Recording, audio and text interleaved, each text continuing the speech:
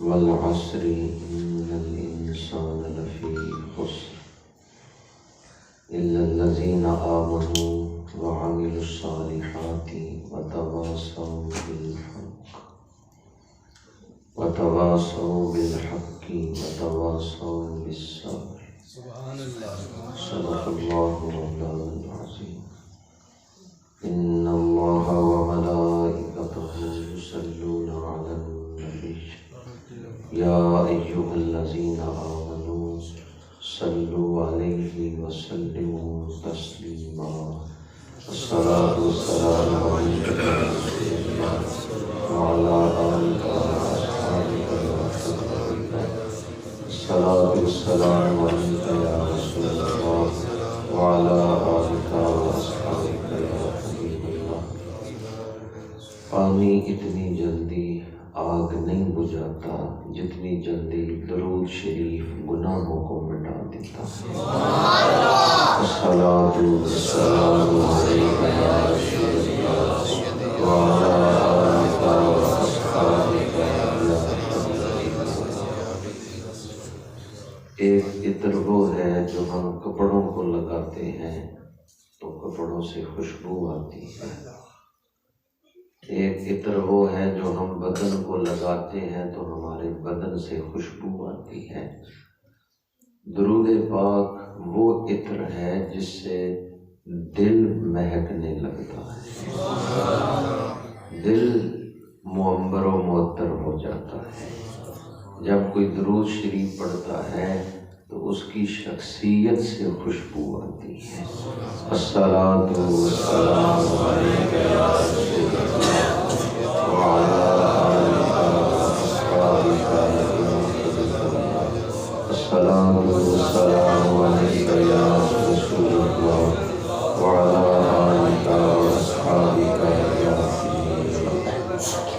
زینت مسند صدارت پاسبان آداب شریعت دانائے رموز طریقت سرمایہ اہل سنت استاد العلماء علامہ سجاد احمد نعیمی صاحب دامن برکاتہم العالیہ. انتہائی قابل احترام علماء کرام، برادران اسلام، حاضرین و سامعین، حدیث پاک ہے میرے آقا کریم صلی اللہ علیہ وآلہ وسلم نے ارشاد فرمایا قرآن پاک کی ایک آیت سیکھنا 100 رکعت نماز نفل پڑھنے سے بہتر ہے. مسلم شریف میں حدیث پاک ہے، اصحاب صفہ سے آپ نے فرمایا تمہارے لیے ایک آیت سیکھنا ایک سرخ اونٹنی سے بہتر ہے. شارحین حدیث نے لکھا ہے کہ ایک اونٹنی صدقہ کرنے کا جو ثواب ہے اس سے زیادہ ثواب قرآن کی ایک آیت سیکھنے سے مل جاتا ہے. اگر ایک اونٹنی 1,00,000 روپے کی مل رہی ہے تو جس نے قرآن کی ایک آیت سیکھ لی اللہ اسے 1,00,000 روپیہ صدقہ کرنے کا ثواب عطا فرمائے. قرآن پڑھنے کا ثواب الگ ہے اور سیکھنے کا ثواب الگ ہے. قرآن شفا ہے، قرآن رحمت ہے، قرآن برکت ہے، قرآن ہدایت ہے، قرآن نصیحت ہے، قرآن نور ہے، قرآن شعور ہے، قرآن ہم سب کی ضرورت ہے. ہماری کوئی الجھن ایسی نہیں ہے جس کو قرآن سلجھا نہ سکتا. کوئی سوال ایسا نہیں ہے کہ قرآن کے اندر اس کا جواب موجود نہ ہو. جس پہ اللہ کرم کرنا چاہتا ہے اسے قرآن کی محبت عطا فرماتے ہیں. اللہ تعالی ہمیں صاحب قرآن کی محبت میں سرشار ہو کر قرآن پاک سے فیوزات و برکات حاصل کرنے کی توفیق عطا فرمائے. حضرت فرما رہے تھے کہ 2 سال مکمل ہو گئے ہیں. دعا گو ہوں کہ خالق کائنات ان 2 سالوں میں جو دروس قرآن منعقد ہوئے منتظمین کو، معاونین کو اجر عظیم عطا فرمائے. آج ہمارے ہاں اکثریت کو پتہ نہیں ہے، احساس نہیں ہے وہ قرآن کو چھوڑ بیٹھے ہیں، وہ قرآن سے عملی اعتبار سے دور ہٹ گئے ہیں۔ ماننے کو وہ مانتے ہیں قرآن پاک کو، لیکن نہ کبھی پڑھا ہے اور نہ ہی انہیں پتہ ہے کہ قرآن کے اندر حکم کیا آیا ہے، ہمیں کس طرح زندگی گزارنے کا درس دیا گیا ہے۔ تو اس حوالے سے انہوں نے قرآن کو چھوڑ رکھا ہے۔ 19ویں پارے کے پہلے رکوع میں ہے، قیامت کے دن حضور ایک جماعت کی شکایت اللہ کی بارگاہ میں کریں گے، وقال الرسول یا رب ان قوم اتخذوا هذا القرآن مہجورا۔ ایک جماعت کی طرف اشارہ کر کے حضور اللہ کی بارگاہ میں عرض کریں گے، پروردگار یہ وہ لوگ ہیں جنہوں نے میرے قرآن کو چھوڑ دیا تھا۔ ہم اپنے گریبان میں جانتے کہ ہمارا کس نوعیت کا تعلق ہے قرآن کے ساتھ، کیونکہ جنہوں نے چھوڑ دیا قرآن کو، قیامت کے دن حضور ان کی شکایت اللہ کی بارگاہ میں کریں گے۔ اور اسی مقام پر پہلے چند آیتیں پہلے اس چیز کا بیان ہے کہ قیامت کے دن ظالم اپنے ہاتھ کاٹے گا، یوم یعض الظالم علی یدیہ یقول یا لیتنی اتخذت مع الرسول سبیلا۔ حسرت کا اظہار کرنے کے لیے ایک تو یہ ہے کہ بندہ ہاتھ ملے کہ ہائے میں نے یہ کام کیوں نہیں کیا، حسرت۔ لیکن حسرت میں شدت ہوتی ہے جب کوئی ہاتھ کاٹتا ہے کہ میں نے کیوں یہ کام نہیں کیا۔ تو قرآن کہتا ہے وہ ظالم انتہائی حسرت کا اظہار کرے گا، یوم یعض الظالم علی یدیہ، اپنے ہاتھ کاٹتے ہوئے کہے گا اے کاش میں رسول کے راستے پہ چلتا، اے کاش میں رسول کے بتائے ہوئے راستے پہ، رسول کی معیت میں چلتا۔ قیامت کے دن جب کوئی اپنا عذر پیش کرے گا تو اللہ فرمائے گا کیا ہم نے تجھے اتنی عمر نہیں دی تھی کہ تو اگر چاہتا تو ہمارا قرب حاصل کر سکتا، کیا ہم نے تجھے موقع نہیں دیا تھا؟ تو موقع ملا ہوا ہے، لیکن ہم اس موقع سے کما کیا رہے ہیں، دنیا یا آخرت؟ دنیا منزل نہیں ہے، راستہ ہے، یہ قیام گاہ نہیں ہے، یہ راستہ ہے۔ سر الاسرار کے پہلے صفحے پہ حضور شہنشاہ بغداد نے لکھا ہے، پردیس میں آ کر تو اپنے اصل دیس کو بھول گیا ہے، پردیس میں آ کر تجھے وطن کی یاد ہی نہیں رہی، اصل وطن تیرا یہ دنیا نہیں ہے، بلکہ جہاں سے تو آیا واپس لوٹ کے وہاں جانا ہے۔ انا للہ و انا الیہ راجعون۔ آج میں نے جو آیت سورہ مبارکہ تلاوت کی ہے، قرآن پاک کی 114 صورتیں ہیں، یہ صورت خلاصہ ہے پورے قرآن پاک کا۔ اور حضرت امام شافعی رحمۃ اللہ تعالیٰ نے فرماتے ہیں کہ اگر باقی 113 صورتیں نازل نہ ہوتی، یہ ایک صورت نازل ہو جاتی، یہ انسانی ہدایت کے لیے کافی تھی۔ جس طرح بیج کے اندر سارا درخت موجود ہوتا ہے، سورہ والعصر کے اندر پورا قرآن موجود ہے۔ اس سورہ مبارکہ کا شان نزول یہ ہے، حضرت سیدنا صدیق اکبر رضی اللہ تعالی عنہ نے کلمہ پڑھا تو اسلام کی تبلیغ شروع کی، اپنے دوستوں کو اسلام کی دعوت دے رہے تھے۔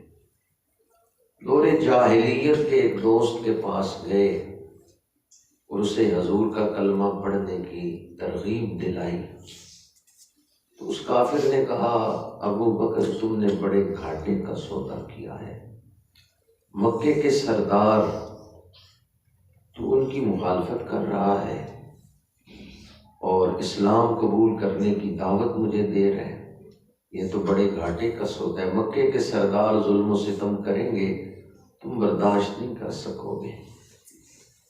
تو حضرت سیدنا صدیق اکبر رضی اللہ تعالی عنہ نے فرمایا، جو شخص ایمان لائے، نیک اعمال کرے، دوسروں کو حق بات کی اور صبر کی وصیت کرے، وہ گھاٹے میں نہیں رہتا، وہ نفع میں رہتا ہے۔ اس دوست کو چھوڑا، اٹھ کے حضور کی بارگاہ میں آ گئے، آ کے مجلس محمدی میں، مجلس نبوی میں بیٹھے ہیں کہ میرے آقا کریم نے فرمایا، ابو بکر وہ فلاں دوست سے کیا بات کر کے آئے ہو کہ اللہ نے جبریل کو بھیج کے تیری بات کی تصدیق فرما دی کہ بات وہی سچی ہے جو ابو بکر کر کے آئے۔ والعصر ان الانسان لفی خسر، قسم ہے تیزی سے گزرنے والے زمانے کی، بے شک انسان بہت بڑے نقصان میں ڈوبا ہوا ہے، مگر وہ لوگ نقصان سے بچ گئے جو ایمان لائے، انہوں نے نیک اعمال کیے، ایک دوسرے کو حق بات کی وصیت اور ایک دوسرے کو صبر کی تلقین کرتے رہے۔ قرآن پاک کی یہ آخری قسم ہے، والعصر۔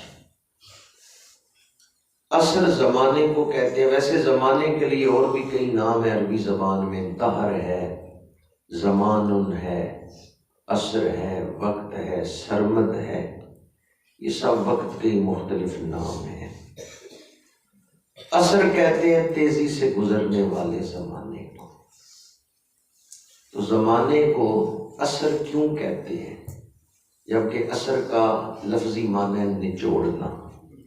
جوس کو اسیرہ کہتے ہیں، تو عصر کا لفظی معنی کیا ہے؟ نچوڑنا۔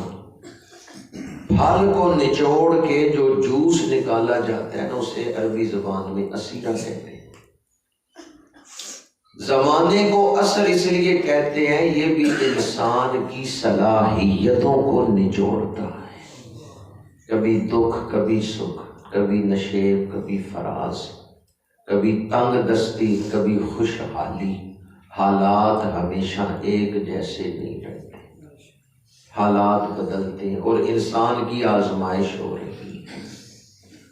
مختلف حالات میں انسان کیا رویہ اختیار کرتا ہے، تو انسان کے اندر جو صلاحیتیں چھپی ہوئی ہیں، وقت انہیں ظاہر کرتا ہے۔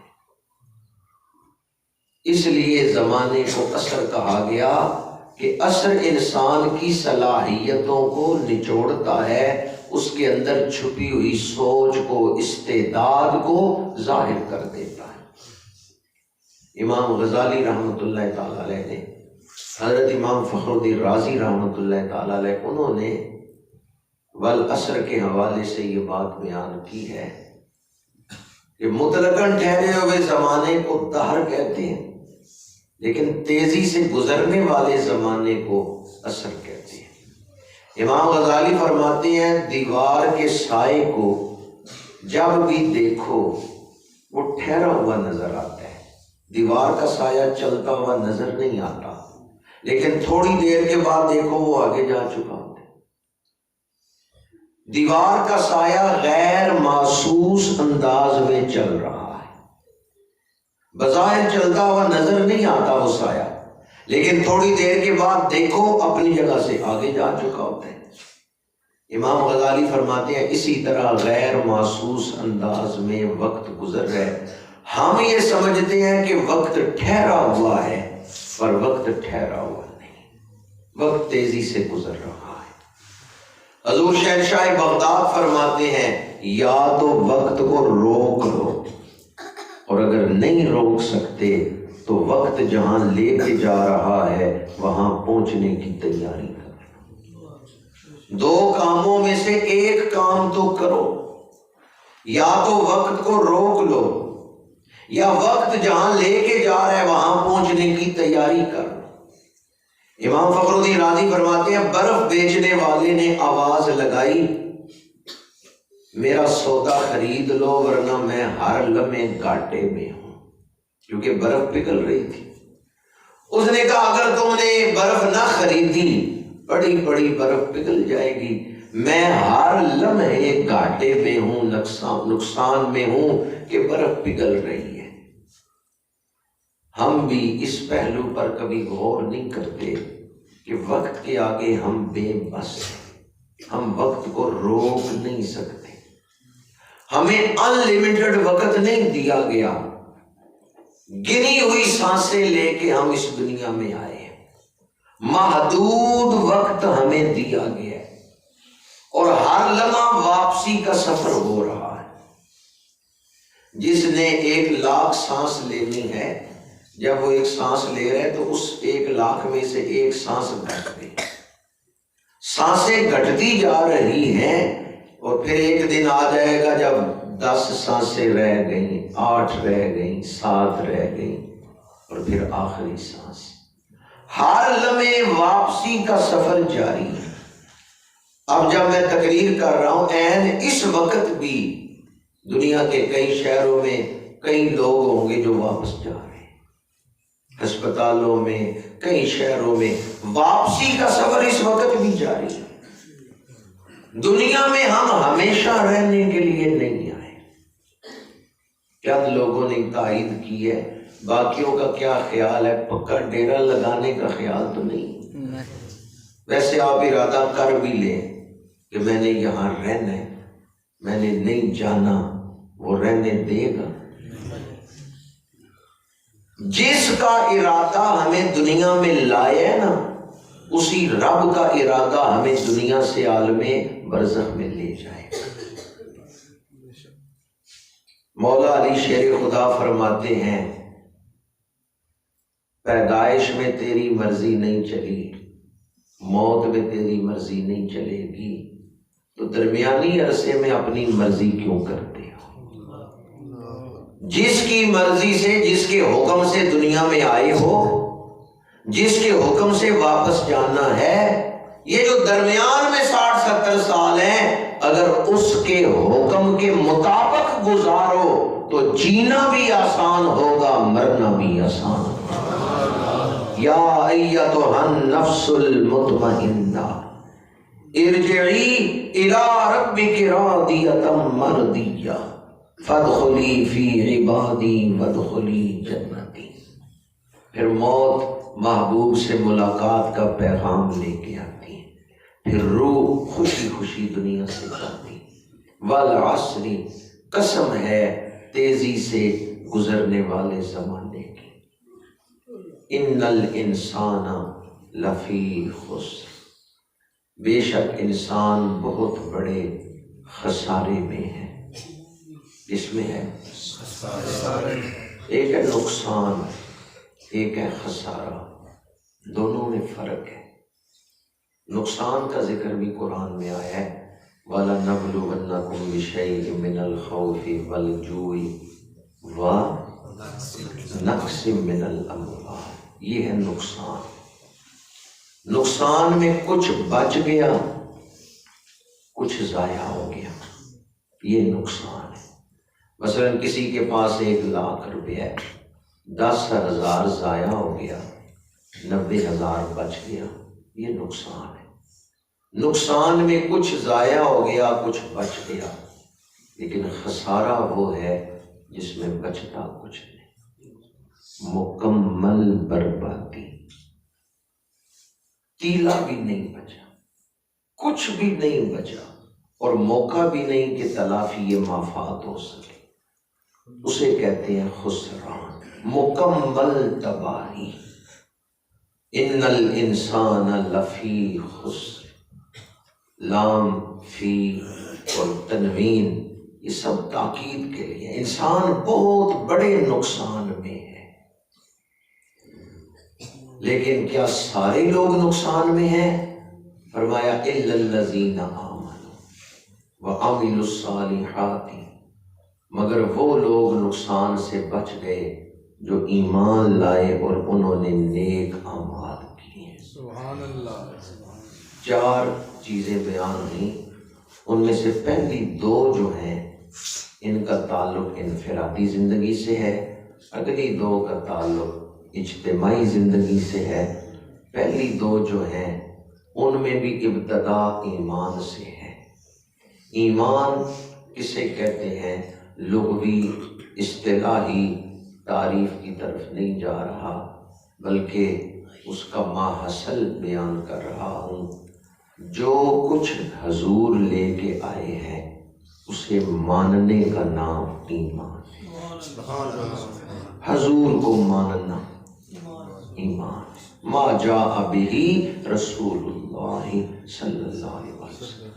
اگر آپ نے دیکھنا ہو کہ آپ کے دل میں ایمان کتنا ہے تو یہ دیکھ لیں کہ رسول اللہ کا پیار کتنا ہے۔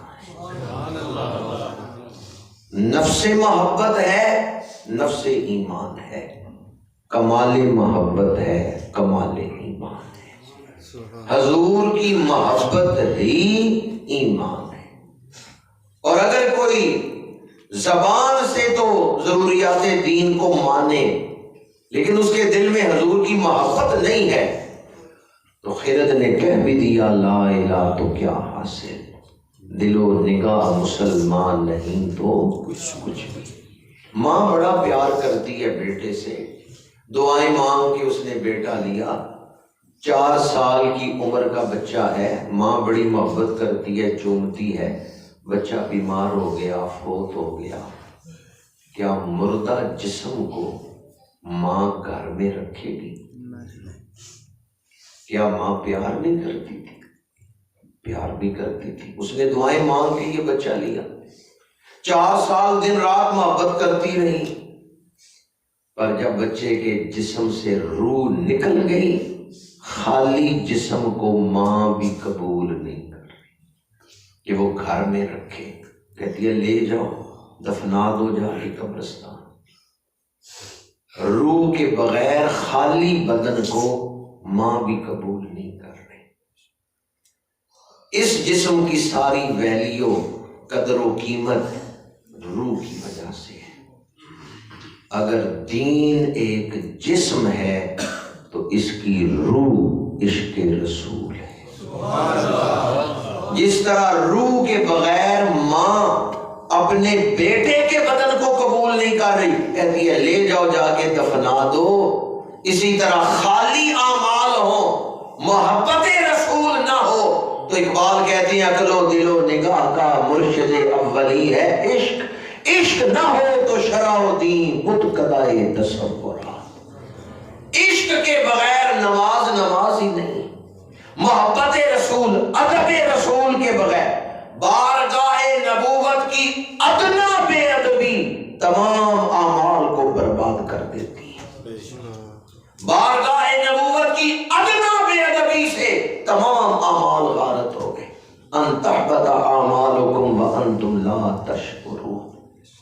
پہلی چیز جو بنیاد ہے نقصان سے بچنے کی وہ ہے ایمان، اور ایمان کی جان محبت رسول ہے۔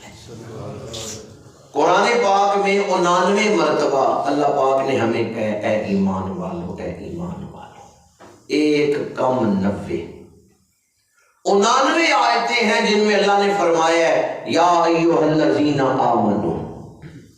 اور 99 آیتوں میں جو پہلی آیت ہے اس میں حضور کا ادب سکھایا ہے۔ سب سے پہلے جب اللہ کریم نے ہمیں فرمایا نا اے ایمان والو، تو فرمایا یا ایھا الذین آمنوا لا تقولوا راعنا وقولوا انظرنا۔ ایمان والوں کو مخاطب کیا تو ادب سکھایا۔ ادب ہے تو ایمان ہے، اور معاذ اللہ ثم معاذ اللہ اس بارگاہ کی ادنا بے ادبی سے ایمان برباد ہو جاتا ہے۔ الحمدللہ ہم اہل سنت و جماعت ہیں، ہمارے عقیدے میں بے ادبی نہیں ہے۔ مرکز محبت حضور ہے، مرکز ایمان حضور ہے، مرکز فضائل حضور ہے۔ حضور نے فرمایا مانو رب ایک ہے، ہم نے مانا رب ایک ہے۔ حضور نے فرمایا یہ قرآن ہے، میرا کلام نہیں، یہ اللہ کا کلام ہے، ہم نے مانا قرآن اللہ کا کلام ہے۔ اب حضور منوا رہے ہیں، ہم مان رہے ہیں۔ حضور نے فرمایا یہ دنیا ہی سب کچھ نہیں، ایک اور جہان بھی ہے، موت کے بعد عالم برزخ ہے۔ اس دنیا کی زندگی ختم ہوگی تو پھر قیامت آئے گی، حشر کا میدان ہے، حساب کتاب ہے، پل صراط ہے، جنت یا دوزخ، کوئی ایک مقام ملے گا۔ حضور منوا رہے ہیں، ہم مان رہے ہیں۔ تو حضور کا فرمان ہمارا پنجابی میں ترجمہ کر دوں، خواجہ غلام فرید کہتے ہیں میرا عشق بھی تو، میرا یار بھی تو، میرا دین بھی تو، ایمان بھی تو، میرا جسم بھی تو، میری روح بھی تو، میرا قلب بھی تو، جند جان بھی تو، میرا قبلہ کعبہ مسجد تے حرم، میرا مصحف تے قرآن بھی تو، میرا دھرم بھی تو، میرا بھرم بھی تو، میرا شرم بھی تو، میری آن بھی تو، میرا حج نمازاں فرض فریضے صوم صلاۃ آذان بھی تو، میرا ذکر بھی تو، میرا فکر بھی تو، میرا ذوق بھی تو، وجدان بھی تو، کل نبیاں دا سلطان بھی تو، نال عرشاں دا مہمان بھی تو، یہ یار فرید قبول کرے سرور بھی تو، سلطان بھی تو، میں مقدی گل مکا دیواں، میرا دین بھی تو، ایمان بھی تو۔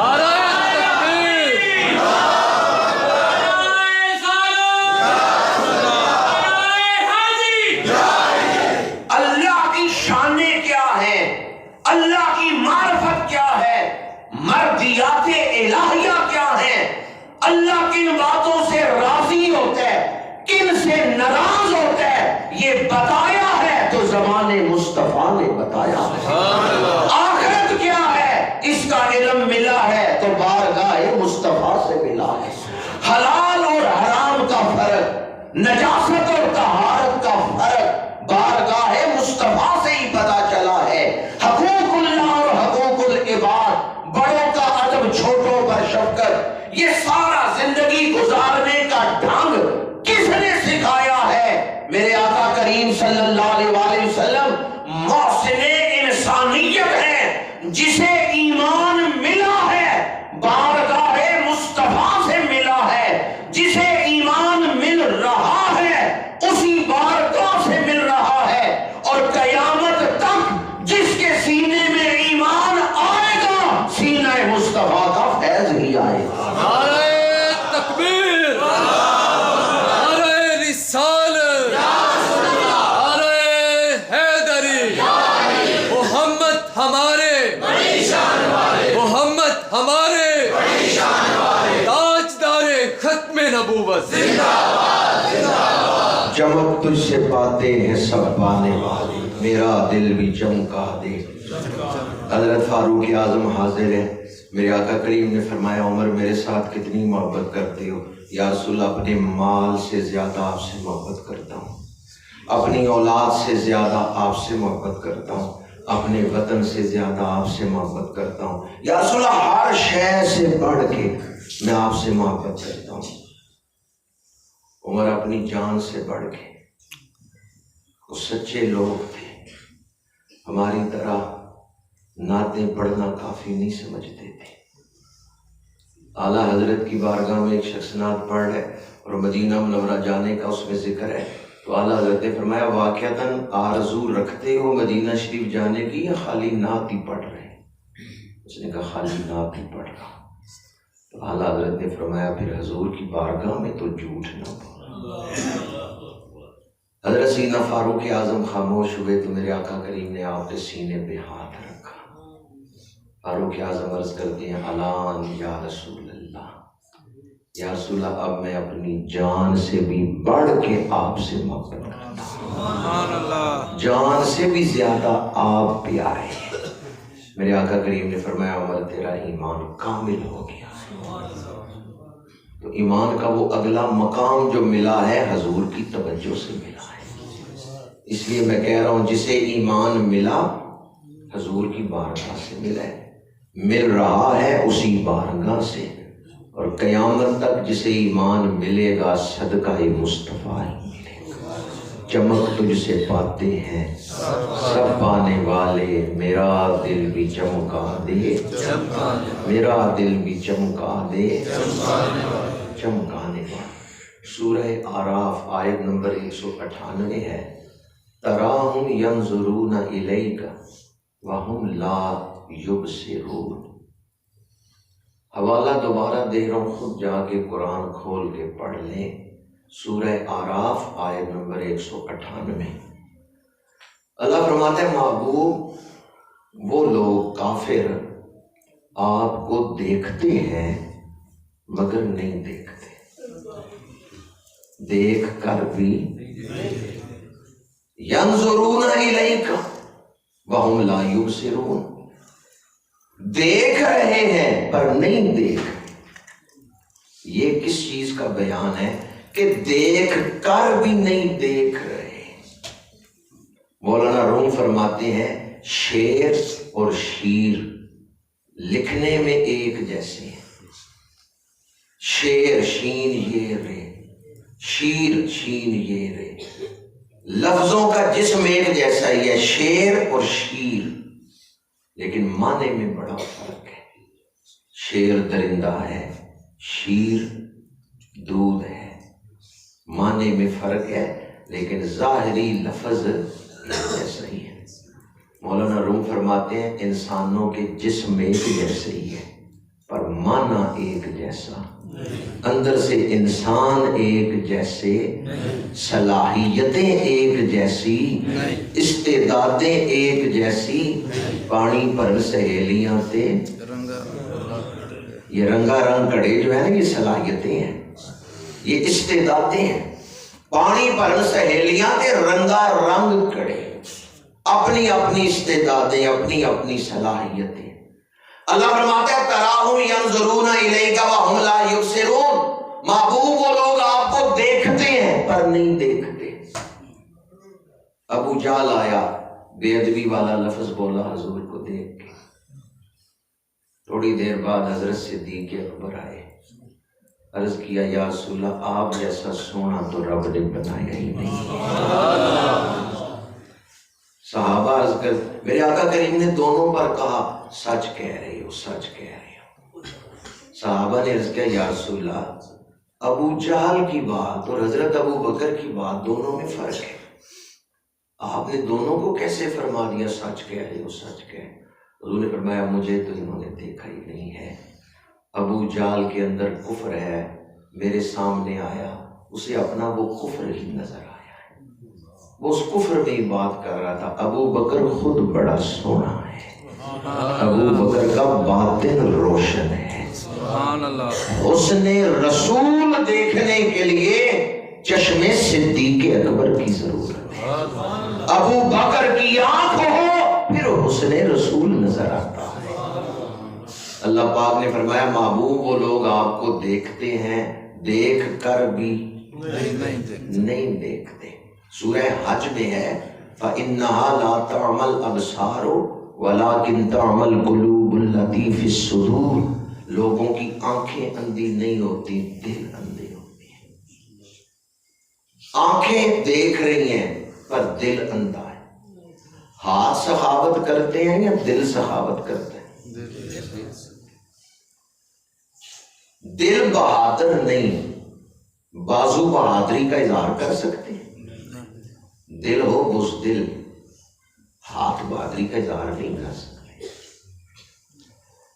دل ہو بے حیا تو آنکھ میں حیا آ سکتی نہیں۔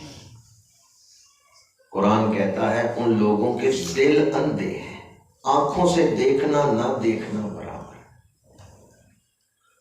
دیکھنے کے لیے صرف بصارت کافی نہیں، بصیرت کی بھی ضرورت ہے، بصارت کے ساتھ بصیرت کی بھی ضرورت ہے، تب حسن مصطفیٰ نظر آتا ہے۔ اللہ تعالیٰ نے حضور جیسا کوئی دوسرا بنایا ہی نہیں۔ ہمیں پسینہ آئے بدبو آتی ہے، حضور کے پسینہ مبارک سے خوشبو آ رہی ہے۔ ہمارے تھوک میں بیماریاں ہیں، حضور کے لعاب دہن شریف میں شفائیں ہیں۔ ہم جسم سے بال کاٹیں، بال بیکار ہے پھینک دیں، نفرت کرتے ہیں۔ میرے آقا کریم حج کے موقع پہ بال مبارک اتروا رہے ہیں، صحابہ جھولیاں پھیلا کے کھڑے ہیں، ایک بال مبارک بھی زمین پہ نہیں گرنے دیا۔ حضور کے جسم اقدس سے پانی لگ کے گرتا ہے، صحابہ ایک قطرہ زمین پہ نہیں گرنے دے رہے۔ حدیبیہ کے میدان میں میرے آقا وضو فرما رہے ہیں، صحابہ پانی اٹھا کے پی رہے ہیں۔ دور سے صحابہ آتے ہیں، وضو مکمل ہو چکے، انہیں پانی نہیں ملا، تو جن صحابہ کے ہاتھوں کو وہ پانی لگا ہوا تھا نا، بعد میں آنے والے ان کا ہاتھ پکڑ کے اپنے چہرے پہ، سبحان اللہ، دیکھنے میں کافروں نے دیکھا حضور ہمارے جیسے بشر ہیں، ایمان والوں نے دیکھا سب سے اولا و اعلیٰ، سب سے بالا و والا، کافروں نے دیکھا ہمارے جیسے بشر ہیں، اور ایمان والوں نے کہا نبی کان یجل الشک عنا بما یوحی الیہ وما یقول فلم نر مثلہ فی الناس حیا ولیس لہ من الموت عدیل۔ اسی کا ترجمہ تاجدار گولڑا نے کیا ہے، کوئی مثل نہیں ڈھول سکتی، چپ کر میرے علی ایتھے تراہم ینظرون الیک وہم لا یبصرون۔ پنجابی میں عارف کھڑی نے اس کا ترجمہ کیا ہے کہ وہ آپ کو دیکھتے ہیں پر نہیں دیکھتے۔ عارف کھڑی کہتے ہیں قدر موتی دی ایک ہی جانن مٹیاں دے وپاری، قدر موتی دا ایک ہی جانن مٹیاں دے وپاری، قدر نبی دا ایک ہی جانن عقل جنہ دی ماری۔ عقل ہوتی تو خدا سے نہ لڑا لیتے، یہ گھٹائیں اسے منظور بڑھانا دیا۔ عقل مند وہی ہے جس کے دل میں بارگاہ مصطفیٰ کا ادب ہے۔ حضور کے ادب سے ہی عقل روشن ہوتی، اسی بارگاہ سے فہم ملتا ہے، اس بارگاہ سے عقل روشن ہوتی ہے۔ کوئی حضور کی اتباع کرے اللہ دل ہی بدل دیتا ہے۔ حدیث قدسی ہے بخاری شریف میں، بڑی مشہور حدیث ہے، اکثر آپ نے سنی ہوگی۔ اللہ پاک نے فرمایا وَمَا تَقَرَّبَ إِلَيَّ عَبْدِي بِشَيْءٍ أَحَبَّ إِلَيَّ مِمَّا افْتَرَضْتُ عَلَيْهِ وَمَا يَزَالُ عَبْدِي يَتَقَرَّبُ إِلَيَّ بِالنَّوَافِلِ حَتَّى أُحِبَّهُ۔ میرا بندہ فرائض ادا کرتا ہے، فرائض کے ذریعے وہ میرا قرب حاصل کرتا ہے۔ فرائض سے زیادہ کوئی چیز نہیں جس سے وہ میرا قرب حاصل کرے، یعنی فرائض چھوڑ کے کوئی میرا قرب نہیں حاصل کر سکتا۔ میرا بندہ فرائض ادا کرتا ہے، یہ ضابطہ بیان کیا ہے اپنے قرب کا۔ سب سے پہلے کیا چیز ہے؟ فرائض۔ پہلے میں نے ایمان کا ذکر کیا ہے، اب وَعَامِلُ الصَّالِحَاتِ کا ذکر کر رہا ہوں، وہ ضابطہ جو محبت رسول کے ساتھ اتباع رسول کا ضابطہ ہے۔ اور یاد رکھیں ضابطہ رابطہ کروا دیتا ہے، جو ضابطے میں رہے گا اس کا رابطہ ہو جائے گا، اور جو ضابطے کو توڑتا ہے وہ رابطے کو توڑ دیتا ہے۔ تو ضابطے میں سب سے پہلے کیا ہے؟ فرائض، اس کے بعد نوافل۔ فرائض میں سب سے پہلے جو چیز فرض ہے، طالب العلم فریضۃ علی کل مسلم و مسلمۃ، ہر مسلمان مرد اور عورت پہ دین کا علم حاصل کرنا فرض ہے۔ عالم بننا، مبلغ، خطیب، محدث، مفسر، یہ ہر مسلمان پہ فرض نہیں، یہ فرض کفایہ ہے۔ لیکن بنیادی مسائل سیکھنا یہ ہر مسلمان پہ فرض ہے۔ غسل کے فرائض سیکھنا ہر مسلمان پہ فرض ہے۔ وضو کا طریقہ سیکھنا ہر مسلمان پہ فرض ہے۔ جو چیزیں فرض ہیں ان کے بارے میں علم حاصل کرنا بھی فرض ہے۔ بچہ 10-11 سال کا ہو جائے تو اس پر فرض ہے وہ سیکھے جسم پاک کیسے کرنا ہے، غسل کے فرائض کتنے ہیں۔ بعض اوقات 40 سال کا آدمی ہو گیا، بعض دیہاتوں میں ایسا معمول بھی ہے، پوچھیں کہ غسل کے فرائض کتنے ہیں، وہ کہتے ہیں تاڑی لگا لو تو جسم پاک ہو جاتا ہے۔ تاڑی لگانے سے جسم پاک نہیں ہوتا۔ غسل کے فرائض سیکھنے علماء کے پاس بیٹھ کے۔ تو بنیادی ضروریات دین کا علم حاصل کرنا یہ صرف علماء پر فرض نہیں، یہ ہر مسلمان پہ فرض ہے۔ نماز کے مسائل، روزے کے مسائل، یہ سیکھنا ہر مسلمان پر فرض ہے۔ جو بندہ نماز نہیں پڑھتا گنہگار ہے، کافر نہیں ہے، لیکن اگر وہ نماز سے نفرت کرے گا تو کافر ہو جائے۔ ایک بندہ قرآن کی تلاوت نہیں کرتا، محروم ہے، گنہگار ہے، کافر نہیں کہیں گے، لیکن اگر کوئی معاذ اللہ قرآن سے نفرت کرے تو کافر ہو جائے۔ داڑھی شریف نہیں رکھی، فاسق مولن ہے، کافر نہیں کہیں گے، لیکن اگر سنت رسول کی توہین کرے کافر ہو جائے۔ اسی طرح کسی نے دین کا علم نہیں حاصل کیا، گنہگار ہے، پر اگر دین کے علم سے نفرت کرے کافر ہو جائے۔ بڑا نازک مقام ہے، بڑا اہم مسئلہ ہے جو میں آپ کے سامنے بیان کر رہا ہوں۔ نماز فرض ہے تو دین کا علم حاصل کرنا بھی فرض ہے۔ نماز سے نفرت کریں، نماز کی توہین کریں، ایمان ختم ہو جائے گا۔ اور اگر قرآن کے دیے ہوئے علم سے نفرت کریں، دین کے علم سے نفرت کریں، ایمان برباد ہو جائے گا۔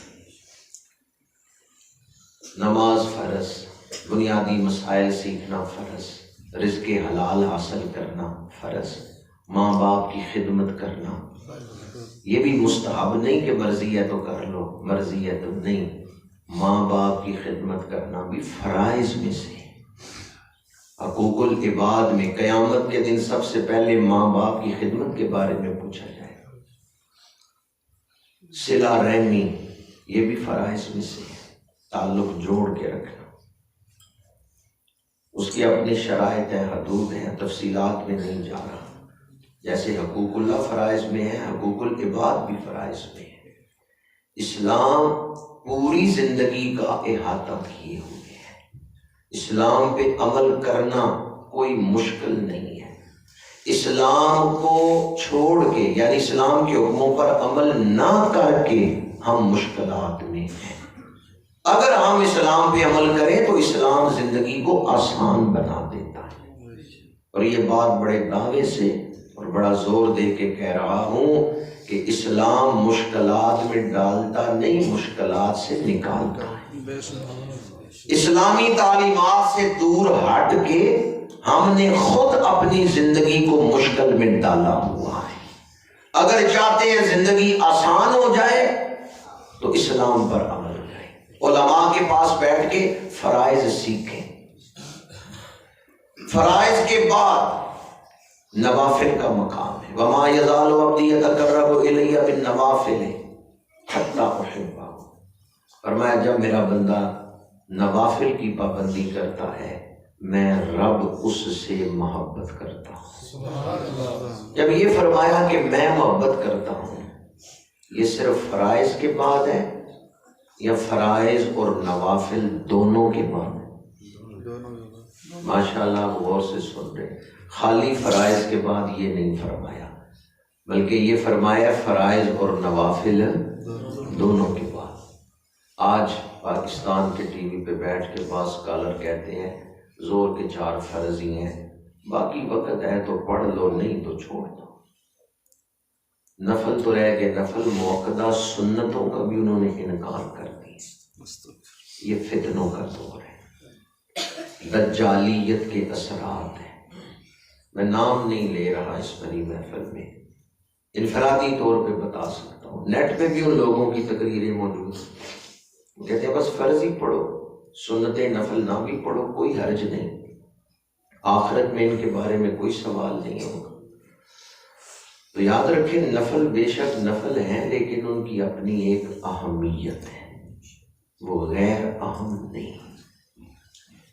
حدیث پاک ہے قیامت کے دن سب سے پہلے نماز کے بارے میں سوال ہوگا۔ اول ما یحاسب بہ العبد یوم القیامت الصلاۃ۔ فرشتوں نے دیکھا ایک شخص کے فرض پورے ہیں پر وہ پورے ثواب کا حقدار نہیں۔ یا اللہ اس نے نمازیں تو پڑھی ہیں لیکن خضوع و خشوع نہیں تھا، نماز میں بھی وسوسے آتے رہتے تھے، کھڑا نماز میں ہے، دھیان گھر میں ہے، یہ پورے ثواب کا حقدار نہیں جبکہ فرائض پورے پڑے ہیں۔ اللہ فرمائے گا فرشتوں دیکھو اس کے نامہ اعمال میں نوافل ہیں، حالانکہ رب جانتا ہے نوافل ہیں۔ سوال عدم علم کی دلیل نہیں، کئی حکمتوں سے سوال کیا جاتا ہے۔ فرشتے عرض کریں گے یا اللہ یہ بندہ نفل پڑھتا تھا، اللہ فرمائے گا فرشتوں فرضوں کی کمی نفلوں سے پوری کر دو۔ سبحان اللہ۔ اس دن پتا چلے گا نفلوں کی کتنی شان ہے۔ ہم پورا مہینہ روزے رکھتے ہیں، آخر میں صدقہ فطر ادا کرتے ہیں کہ روزے رکھنے میں جو کمی بیشی ہوئی صدقہ فطر سے روزے قبول ہو جاتے ہیں، فرضوں کی کمی نفلوں سے پوری ہو جاتی ہے۔ قیامت کے دن فرائض میں جو خضوع و خشوع کی کمی ہے وہ نوافل کے ذریعے پوری ہو جائے گی۔ گزشتہ زندگی میں ہم سے گناہ ہوئے، اگر کوئی چاہتا ہے نا میرے پچھلے گناہ رب معاف کر دے، ابو داؤد شریف کی حدیث پاک ہے، میرے آقا کریم نے فرمایا جو شخص فجر کی نماز پڑھ کے مسجد میں رہے حتیٰ کہ اشراق کا وقت آ جائے اور وہ اشراق کے نفل پڑھ کے مسجد سے جائے، اللہ اس کے پچھلے گناہ معاف فرما دے گا چاہے سمندر کی جھاگ کی برابر۔ سبحان اللہ۔ اس سے مراد صغیرہ گناہ ہیں اور کبیرہ گناہوں کے لیے توبہ اور تلافی معافات ضروری ہے۔ امام بہقی نے شعب الایمان میں حدیث پاک نقل کی ہے، مغفرۃ للسیئات و منہات للاسم۔ جو آدمی شوق سے نفل پڑھتا ہے اللہ اس کے پچھلے گناہ بخش دیتا ہے اور آئندہ گناہوں سے اسے بچا لیتا ہے۔ سبحان اللہ۔ اس کا مطلب ہے نوافل نفس امارہ کو نفس مطمئنہ بنا دیتے ہیں۔ جو آدمی شوق سے نفل پڑھتا ہے اس کا دل سنبھل جاتا ہے۔ نوافل کی پابندی سے پچھلے گناہ معاف ہو گئے، آئندہ گناہوں سے بندہ بچ جاتا ہے۔ ایک اور فضیلت بیان کر رہا ہوں اور اس کے لیے بڑی آپ کی توجہ چاہتا ہوں۔ دشمن نے تیر مارا، آپ کے پاس ڈھال ہے، آپ نے ڈھال پہ روک لیا تو دشمن کے تیر سے بچ گئے۔ دشمن نے فائر مارا ہے، آپ نے لوہے کا لباس پہنا ہوا ہے، زرہ پہنی ہوئی ہے، فائر پروف جیکٹ پہنی ہوئی ہے جس پہ گولی اثر نہیں کرتی، تو دشمن فائر تو کرے گا، حملہ کرے گا، لیکن آپ نے چونکہ فائر پروف جیکٹ پہنی ہوئی ہے لہذا وہ گولی اثر نہیں کرے گی۔ آج ہماری بہت ساری پریشانیوں کا سبب یہ ہے کہ ہم نے ذکر اذکار چھوڑ دیے، قرآن کی تلاوت چھوڑ دی، شیطان کے مقابلے میں ہماری تیاری کوئی نہیں، شیطان وار کرتا ہے اور ہم اس کا شکار ہو جاتے ہیں، چلتا ہوا کاروبار ٹھپ ہو جاتا ہے اور آدمی پریشان ہو جاتا ہے، اچھا بھلا کاروبار چل رہا تھا بند ہو گیا۔ بعض اوقات بچہ بغیر سبب کے رو رہا ہے، گھروں میں ماں باپ پریشان ہے بچہ کیوں رو رہا ہے۔ بعض بچے دودھ پیتے ہیں، کھانا کھاتے ہیں لیکن صحت مند نہیں، کمزور سے کمزور ہوتے جا رہے ہیں۔ بعض بچے بڑی اچھی پڑھائی کر رہے ہیں، پڑھتے پڑھتے یکدم کتابوں سے دل اٹھ گیا، انہوں نے کہا پڑھنا ہی نہیں، اسکول جانا ہی نہیں، دل اچاٹ ہو گیا۔ یہ سب نشانیاں ہیں کہ اسے نظر بد لگ گئی۔ اور یاد رکھیں نظر انسانوں کی بھی لگتی ہے، جنات کی بھی لگتی ہے۔ جنات بھی نظر لگا دیتے ہیں، انسانوں کی بھی نظر لگتی ہے، جنات کی بھی نظر لگتی ہے۔ اور نظر لگنے پر یہ جو انسان کی آنکھ ہے نا، اس پر پوری تحقیق جو کتابوں میں موجود ہے کبھی ہم نے بیان نہیں کی۔ پوری شخصیت انسان کی آنکھوں میں موجود ہے۔ آنکھیں جو کچھ دیکھتی ہیں دماغ کو بھیجتی ہیں، دماغ تجزیہ کر کے دل کو بھیجتا ہے، دل اس کے مطابق فیصلہ صادر کرتا ہے۔ نظر گناہ بھی کرتی ہے، نظر ثواب بھی کماتی ہے۔ اگر حسد کی نظر سے دیکھیں تو دوسرے کا نقصان بھی ہو سکتا ہے، حسرت کی نظر سے دیکھیں نقصان ہو سکتا ہے، تعجب کی نظر سے دیکھیں نقصان ہو سکتا ہے، اور کبھی ماں باپ کی نظر بھی اولاد کو لگ جاتی ہے، خوشی سے دیکھیں پھر بھی نظر لگ سکتی ہے۔ اگر آپ ماشاءاللہ نہ کہیں تو ایک فخر پیدا ہوتا ہے، اس سے بھی منفی اثرات پیدا ہو جاتے ہیں۔ ہماری چونکہ تیاری نہیں ہوتی، ذکر اذکار ہم نے چھوڑ دیے، عبادت کا نور ہمارے پاس موجود نہیں ہے، شیطان حملہ کرتا ہے یا جنات دیکھتے ہیں، ان کی نظر بد کے اثر سے لوگ بیمار بھی ہوتے ہیں، کاروبار بھی بگڑ جاتے ہیں، فصلیں بھی تباہ ہو جاتی ہیں۔ حدیث پاک ہے، نخبۃ الفکر میں ہے اور ہلیات الاولیاء میں ہے، میرے آقا کریم نے فرمایا نظر لگے تو آدمی کو قبر میں اور اونٹ کو ہنڈیا میں پہنچا دیتی۔ مسلم شریف میں حدیث پاک ہے کہ اگر کوئی چیز تقدیر پر سبقت لے جانے کی صلاحیت رکھتی تھی تو وہ یہ نظر ہی تھی۔ تقدیر پر سبقت نہیں وہ لے جا سکتی، جو ہوتا ہے اللہ کے امر سے ہی ہوتا ہے، لیکن نظر کے اندر جو اہمیت ہے نا دیکھنے میں، وہ حضور نے بیان کی ہے۔ اور ایک حدیث مبارکہ میں ہے، فرمایا میری امت میں سب سے زیادہ اموات جو ہوں گی وہ اسی نظر بد کی وجہ سے ہوں گی، یعنی نظر بد سے موت بھی واقع ہو جاتی ہے۔ لیکن ہم نے نظر بد سے بچنے کے لیے حضور نے کمی کوئی نہیں چھوڑی، حضور نے دعائیں سکھائی ہیں، اللہ نے قرآن میں سورتیں اتاری ہیں، قل اعوذ برب الفلق من شر ما خلق، قل اعوذ، محبوب فرما دیجئے، محبوب دعا مانگیے، اعوذ میں پناہ مانگتا ہوں، میں سارا دین اس میں آ گیا ہے، بندہ رب کی پناہ میں آ گیا۔ نماز، روزے، حج، زکوٰۃ سارے کام کیوں کر رہے ہیں؟ اللہ کی پناہ میں آ جائے۔ دشمن چھپ کے حملہ کر رہے ہیں، ہمیں نظر نہیں آ رہا۔ اگر دشمن سامنے سے حملہ کرے تو ہم جواب دے سکتے ہیں، لیکن اگر دشمن چھپ کے حملہ کرے، ہمیں پتہ ہی نہیں وہ حملہ کر دے، تو پھر اس کی پناہ میں آ جائیں جس سے کوئی چھپا ہوا نہیں۔ اللہ سے کوئی چھپ سکتا ہے؟ ہو ہی نہیں سکتا۔ اس لیے فرمایا اس کی پناہ میں آ جاؤ، جو خالق ہے، مالک ہے، الہ ہے، اس کی پناہ میں آ جاؤ۔ جب اس کی پناہ میں آ جاؤ گے، جنوں میں انسانوں میں کوئی تمہیں نقصان نہیں پہنچا سکے گا۔ ہم کمزور ہیں، پر جس کی پناہ میں آ گئے وہ تو طاقت والا ہے۔ یہ اعوذ باللہ پڑھنا یہ بہت بڑا خزانہ ہے تحفظ۔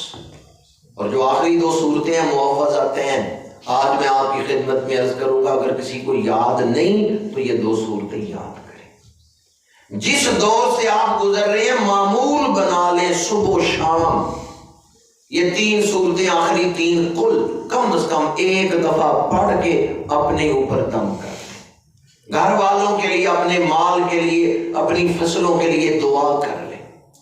نظر بد انسانوں کو بھی لگتی ہے، جانوروں کو بھی نظر لگتی ہے، فصلوں کو بھی نظر لگتی ہے، مکانوں کو بھی نظر لگتی ہے۔ میاں بیوی کو نظر لگ جائے گھر میں لڑائی شروع ہو جائے گی، نظر سے میاں بیوی میں جدائی بھی ہو جاتی ہے۔ کوئی بری نظر والا دیکھے، یا حسد سے دیکھے، یا حسرت سے دیکھے، یا تعجب سے دیکھے، جدائی ڈال سکتا ہے۔ نظر بد کے جو اثرات ہیں ہمارا اس طرف دھیان ہی نہیں ہے۔ صورتیں کم از کم معوذتین انہیں پڑھ کے اپنے اوپر دم کر لیا کریں. قل اعوذ برب الفلق، میں پناہ مانگتا ہوں صبح طلوع کرنے والے رب کی، من شر ما خلق، اس نے جو کچھ تخلیق کیا اس کے شر سے. بعض مخلوقات ہیں جن میں شر ہے، ابلیس ہے، سانپ ہے، خنزیر ہے، زہر ہے، ان میں شر ہے. یا اللہ ان کے شر سے ہمیں بچا لے. وَمِن شَرِّ غَاسِقٍ إِذَا وَقَبَ، جب اندھیرا پھیل جائے اندھیرے کے شر سے بچا لے. وَمِن شَرِّ النَّفَّاثَاتِ فِي الْعُقَدِ، اور گروں میں پھونک مارنے والیاں یعنی جادو کے شر سے ہمیں بچا لے. وَمِن شَرِّ حَاسِدٍ إِذَا حَسَدَ، اور حاسد جب حسد کرے تو اس کے شر سے ہمیں بچا لے. سورہ فلق میں اللہ کا ایک نام ہے، اور آگے ایک شر اجمالاً، تین شر تفصیلاً بیان ہوئے ہیں. یہ جو فرمایا نا من شر ما خلق، اس میں سارے شر آ گئے، لیکن تفصیلاً تین بیان کیے: اندھیرے کا شر، جادو کا شر، حاسد کا شر. اللہ کا نام ایک آیا اور تفصیلاً شر کتنے بیان ہوئے؟ تین. آگے ہے سورہ والناس، اس میں اللہ کے نام تین ہیں، شر ایک بیان ہوا ہے. ذرا قرآن کا حسن دیکھیں، بیان میں حسن کتنا ہے. سورہ فلق میں نام ایک آیا رب الفلق، تفصیلاً شر تین بیان ہوئے ہیں.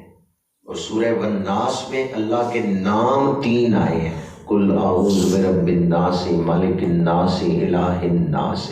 کتنے نام ہو گئے؟ شر کتنے بیان ہوئے؟ ایک. من شر الوسواس الخناس الذی یوسوس فی صدور الناس من الجنۃ والناس. یوں تو بہت ساری اس کی تفسیریں ہیں، مفسرین نے کتابیں بھر دی سورت کی تفسیر کر کے. میں صرف ایک نقطہ عرض کر رہا ہوں، اگر یہ یاد رہا تو زندگی آسان ہو جائے گی. سورہ فلق میں جادو کا ذکر، حاسد کے حسد کا ذکر، اندھیرے کے شر کا ذکر، مخلوقات کے شر کا ذکر آیا ہے سورہ فلق میں. تو جب بندہ کسی شر میں مبتلا ہو جاتا ہے تو پھر وہ مایوسی کی طرف چل پڑتا ہے. بیمار ہو گیا، لوگ بھی کہتے ہیں اب نہیں بچے گا، خود بھی خیال آتے ہیں مایوسی کے. شیطان بھی مایوسی کی طرف لے کے جاتا ہے. کاروبار تباہ ہو گیا، غریبی آ گئی، معاملات بگڑ گئے، شیطان وسوسے ڈالتا ہے. ایک پوری صورت بیان کی ہے وسوسوں سے بچنے کے لیے. من شر الوسواس الخناس، جب بیماری میں ہو، جب کاروباری معاملات کی پریشانیوں میں ہو تو کسی انسان یا شیطان کے وسوسے میں نہ آنا، مالک کائنات کی پناہ مانگتے رہنا، اس بات پر یقین کامل رکھنا ان اللہ علی کل شیء قدیر، اللہ چاہے ڈوبی ہوئی کشتیوں کو کنارے لگا سکتا ہے، وہ چاہے لا علاج مریضوں کو بھی شفا دے سکتا ہے. وسوسہ انسان کو کفر تک لے جاتا ہے. اس لیے پوری صورت نازل فرمائی کہ شیطان کے وسوسے سے اللہ کی پناہ مانگو. کوئی بھی منفی خیال آئے نا اس کو جھٹک دے. کوئی بھی ایسا خیال، منفی خیال جو آپ کی پریشانیوں میں اضافہ کرنے والا ہو، آپ اس وقت یہ کہیں ان اللہ علی کل، میرا رب ہر شے پہ قادر ہے. مالی دا کم پانی دینا تے پر پر مشکاں پاوے، مالک دا کم پھل پھل لانا لاوے یا نہ لاوے. میں ذکر کر رہا تھا ایمان اور عمل صالح. درمیان میں نے یہ وسوسے کا ذکر کیوں کیا؟ کیونکہ یہ بندے کو ایمان سے بھی محروم کرتا ہے اور نیک اعمال سے بھی روکتا ہے. بعض اوقات بندہ کہتا ہے آج پریشان بڑا ہوں، دل نہیں کر رہا نماز پڑھنے کو، پریشانی بڑی ہے، دل نہیں کر رہا مسجد جاؤں. تو وسوسے نے آپ کو مسجد سے دور کر دی. پریشانی کو آپ نے اتنا اپنے اوپر طاری کر لیا. پریشانی میں پریشانی کا حل سوچتے ہیں نا تو مسجد سے باہر بیٹھ کے نہ سوچے، وضو کرے، 2 نفل پڑھے، سر سجدے میں رکھے، میں تیرا بندہ ہوں، جی تو راضی ہوں میں راضی، ہاتھ پھیلا کے دعا مانگے، دل کو سکون نہ آیا، آپ کا ہاتھ اور میرا میرے پاس۔ پریشانیوں کا حل مسجد سے باہر بیٹھ کے کیوں سوچتے ہیں؟ اٹھ کے مسجد میں آ جائیں، وضو کریں، 2 نفل پڑھیں۔ حدیث پاک ہے، میرے آقا کریم نے فرمایا جس نے کامل وضو کیا، 2 نفل ادا کیے، اللہ اس کے لیے جنت کے دروازے کھول دے۔ نوافل کا اتنا ثواب ہے، فرائض کا کتنا ثواب ہے۔ اِلَّا الَّذِينَ آمَنُوا وَعَمِلُوا الصَّالِحَاتِ، جو لوگ ایمان لائے اور انہوں نے نیک اعمال کیے۔ ایک آیت میرے سامنے آ رہی ہے جہاں ایمان اور نیک اعمال کرنے والوں کو اللہ نے کہا ہے ان الذین آمنوا وعملوا الصالحات اولئک هم خیر البریہ، بے شک وہ لوگ جو ایمان لائے اور انہوں نے اچھے عمل کیے، یہی اچھے لوگ ہیں۔ اولئک ہم خیر البریہ، اللہ فرما رہے ہیں جو ایمان لائے اور اچھے عمل کر رہے ہیں، یہی لوگ بڑے چنگے ہیں، یہی چنگے لوگ ہیں۔ اولئک ہم، تاکید آگئی، یہی لوگ ہیں جو اچھے لوگ ہیں، بہترین لوگ ہیں۔ ورنہ قرآن کچھ لوگوں کے بارے میں کہتا ہے اولئک کالانعام بل ہم اضل، جو ہدایت سے دور ہو گئے وہ ڈنگروں کی طرح ہیں، جانوروں کی طرح ہیں، اور جو ایمان لائے اور نیک عمل کیے یہی اچھے لوگ ہیں۔ ان کی زیارت کے لیے آسمان سے فرشتے اترتے ہیں۔ میں نے تفسیر میں حدیث قدسی سنائی، جس حدیث قدسی میں تھا کہ فرائض اور نوافل کی پابندی کریں تو اللہ محبوب بنا لیتا ہے۔ بس آخری بات کر رہا ہوں، جب اللہ کسی کو محبوب بنا لیتا ہے نا، سوچ بھی اچھی، عمل بھی اچھا، اللہ نے محبوب بنا لیا بندے کو، تو اب اللہ اس کو عطا کیا کرتا ہے؟ جب بندہ فرائض اور نوافل پہ استقامت اختیار کرتا ہے تو اللہ فرماتا ہے کنت سمعہ الذی یسمع بہ وبصرہ الذی یبصر بہ، آنکھیں بندے کی ہیں، دیکھنا خدا کا ہے، کان بندے کے ہیں، سننا خدا کا ہے۔ اللہ جسم میں داخل نہیں ہوتا، اللہ اس سے پاک ہے، اللہ اس ولی کو دیکھنے کی خاص طاقت عطا کر دیتا ہے۔ ایسی صرف حدیثیں ہی ہیں کتابوں میں، یا ایسے لوگ بھی امت میں موجود ہیں؟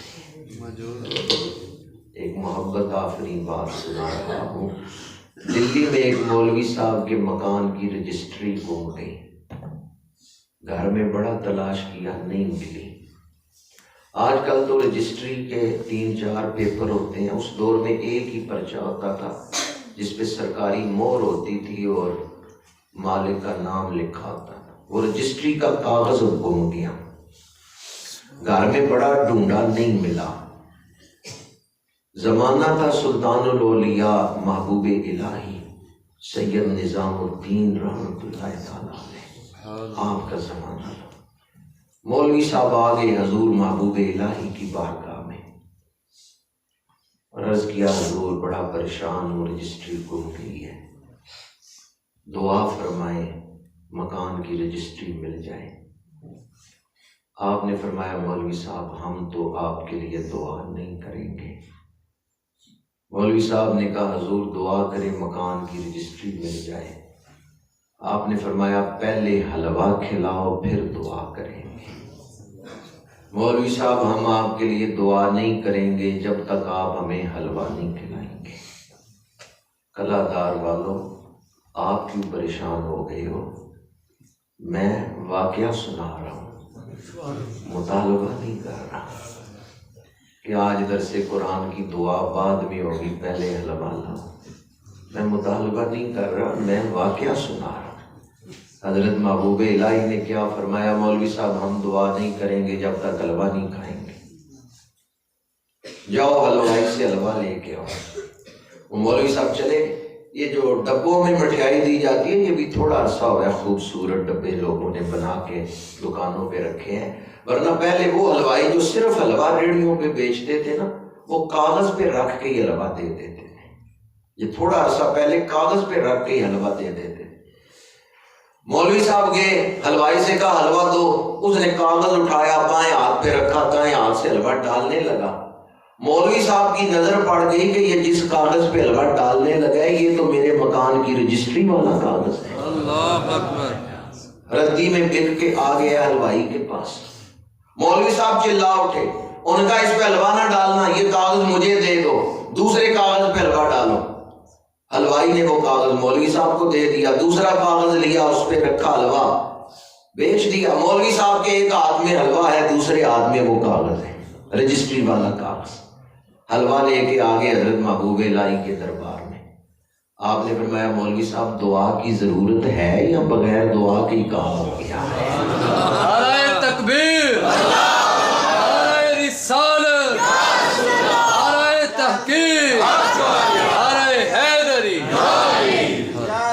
مولوی صاحب نے عرض کیا حضور کام تو آپ کی نگاہ سے ہی ہو گیا ہے، حلوہ لے کے آیا ہوں تاکہ آپ کا منہ میٹھا کراؤں، ایک ہاتھ میں رجسٹری کا کاغذ ایک ہاتھ میں حلوہ۔ حضرت محبوب الہی نے فرمایا مولوی صاحب یہ حلوہ گاری لے جاؤ، اپنے بچوں کو جا کے کھلاؤ، ان کا منہ میٹھا کراؤ، ہم نہیں یہ حلوہ کھائیں گے، ہم نے تو صرف مٹھائی والی دکان پر تمہیں بھیجنا تھا۔ میں اس کی تعبیر یہ کرتا ہوں جب مولوی صاحب آئے نا حضور دعا فرمائیں، رجسٹری کا کاغذ گم گیا، اللہ کے ولی نے دیکھا کاغذ کہاں پڑا ہوا ہے، اللہ اکبر، سبحان اللہ۔ پھر جہاں پڑا ہوا تھا وہاں مولوی صاحب کو بھیج دیا ہے۔ سارے لوگ برابر نہیں، کوئی پیدائشی اندھا ہو تو یہ نہ کہ دنیا میں سارے ہی اندھے ہیں، بڑے بڑے نظر والے بھی دنیا میں موجود ہیں۔ حضرت امام ربانی سیدنا غوث جناب سیدنا مجدد الفسانی رحمۃ اللہ تعالیٰ علیہ کو ایک شخص وضو کرا رہا ہے اور عرض کرتا ہے حضور میں اس سال حج پہ جا رہا ہوں۔ آپ وضو کرتے ہوئے فرماتے ہیں تو اس سال عرفات میں تو نظر نہیں آ رہا۔ کہا نہیں حضور میرا پکا ارادہ ہے میں اس سال حج پہ جا رہا ہوں۔ فرمایا مجھے تو عرفات کے میدان میں نظر نہیں آ رہا۔ اور پھر ایسا ہی ہوا، اس سال وہ شخص حج پہ نہیں جا سکا، اس سے اگلے سال وہ حج پہ نہیں آئے۔ ایسے ایسے لوگ دنیا میں موجود ہیں۔ قرآن کہتے ہیں افمن شرح اللہ صدرہ للاسلام فہو علی نور من ربہ، یہ اسلام کی برکت ہے، یہ ایمان کی برکت ہے، یہ محبت رسول کی برکت ہے، یہ اتباع نبوی کی وجہ سے رنگ چڑھتا ہے کہ اللہ تعالیٰ بسا اوقات اپنے ولیوں کو ایسی کرامت عطا فرما دیتا ہے۔ معیار اتباع نبوی ہے، کرامت جو ہے وہ ولایت کا معیار نہیں ہے، معیار تو اتباع نبوی ہے، لیکن جو اتباع نبوی کرتا ہے اللہ تعالیٰ اپنے ولیوں کو ایسی شانیں عطا فرما دیتا ہے۔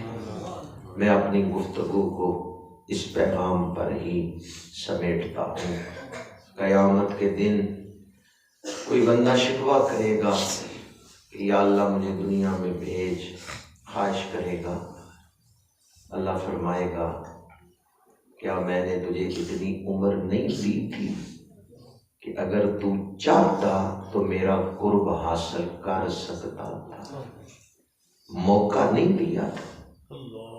بندہ مانے گا یا اللہ تو نے موقع دیا پر میں نے ضائع کر، 60 سال 70 سال اللہ نے کتنا موقع دیا، اگر انسان چاہتا تو آخرت سنوار کے جاتا۔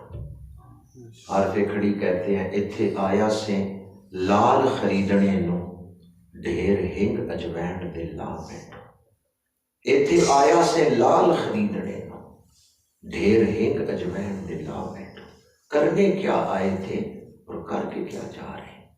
اللہ فرمائے گا میں نے تو تجھے موقع دیا تھا، تو نے اس موقع سے فائدہ ہی نہیں اٹھایا۔ آئیں آج ارادہ کرتے ہیں سورہ والعصر، کم از کم سورہ والعصر کی اس آیت پہ ہم عمل کریں گے، یہ 4 چیزیں اپنے اندر پیدا کر لیں گے۔